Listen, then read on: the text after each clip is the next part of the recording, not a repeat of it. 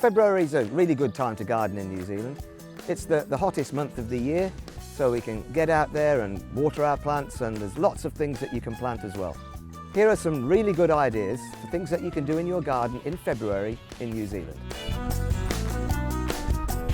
February is a really good time for planting star jasmine. It's super easy to grow and you can choose its path. And that smell! Hundreds of beautiful star-shaped white flowers throughout the spring and summer months.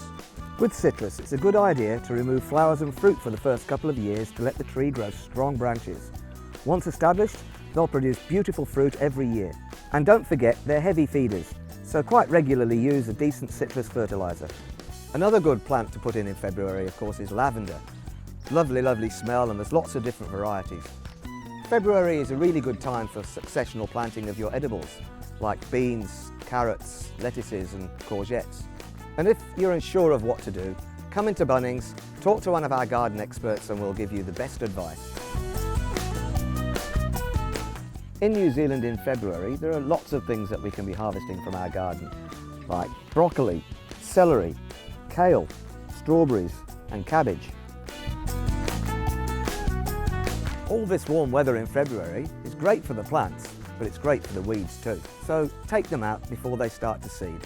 Well, in summer it's a really good idea to water your pots regularly, as they dry out quite quickly in the hot weather. You might even want to consider putting a wetting agent on your lawn. And finally, a blooming garden will attract attention from some unwanted guests. Keep aphids, whitefly and scale insects at bay with a suitable spray. And there's still plenty of glorious summer to come, so get out in your garden and really enjoy it. And of course, if you need any advice, come into Bunnings and see one of our friendly team members.